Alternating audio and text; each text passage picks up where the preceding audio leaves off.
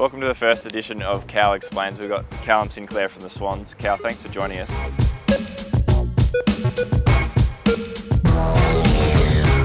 The man of the mark rule, why did the AFL introduce it?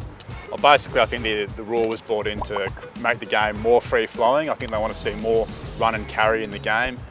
Defence and pressure has obviously gone up the last few years. So I think if we can see more and run and carry aspect of game, I think, fingers crossed, will increase scoring. It was introduced over the off-season before the start of the year. How did the Swans approach it in the pre-season? Did you guys discuss it a lot? Did you strategise around it? How did that work? Yeah, you have to, because I think over your career, the first thing you're taught is when you man the mark is to actually guard the corridor. So that was a little bit of an adjustment, but we had umpires stay with us up here for a number of weeks, and they would umpire training. So at times, we found it quite harsh that the penalties, but after some thorough explanation and to actually see how the games would actually play out, we found it quite useful. And it's still a work in progress, but it's we think it's really good for the game. Over 6 weeks of the competition, do you feel like we've seen the influence of the rule already on the way the game's played now? Yeah, I think so. I think scoring has gone up by a few goals already.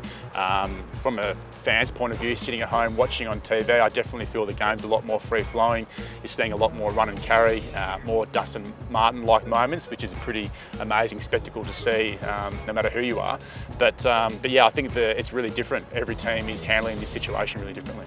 You talk about how the rules created a better spectacle for the fans. What about from a player's point of view? Have you enjoyed the attacking style of footy that it's created? I have personally, but I'm biased. I grew up as a forward, so I obviously want to see more goals in the game.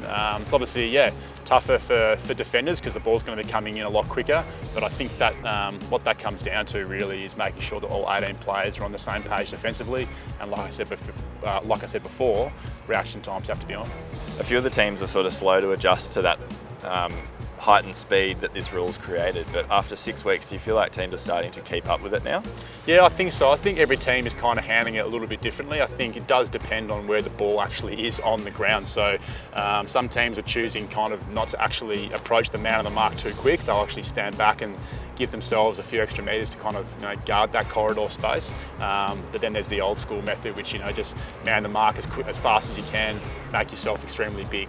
With the free-flowing style of footy that this man of the mark rule has sort of contributed to, do you feel like defensive-oriented teams, say like your Geelongs and West Coasts, sort of have to keep up to it and change the way they play? Not necessarily. I generally believe that every team's in the same boat. I think you just have to increase your reaction times and you need to be on point on game day. I think even if you're 70, 80 metres away from the ball, you need to keep your eye on your own man, where the dangerous space is, but also what the ball carrier is doing, because they're getting extra metres, extra yardage, and can gain territory a lot more easier. How do you feel the umpires have adjudicated the rule over the first 6 weeks? Yeah, look, when the umpires came down in the pre-season, they were very clear on what the rule was and how they're going to adjudicate it. Players are adaptable. They understand what the game's after, what they want to get out of this new rule. So I think they've been very, very consistent. I think at times, you might take one step to the right and it's, you might be harsh, but everyone's very confident in knowing what the rules actually are. Coaches are pretty good at finding a way around the rules and exploiting them at times. Do you feel like the man of the mark rule is going to stand the test of time? I'm not too sure. I think coaches are always finding ways to get an advantage and a one-up on the opposition. So that's a sign of a good coach, wanting to innovate, try things that are new, and time will tell on that one.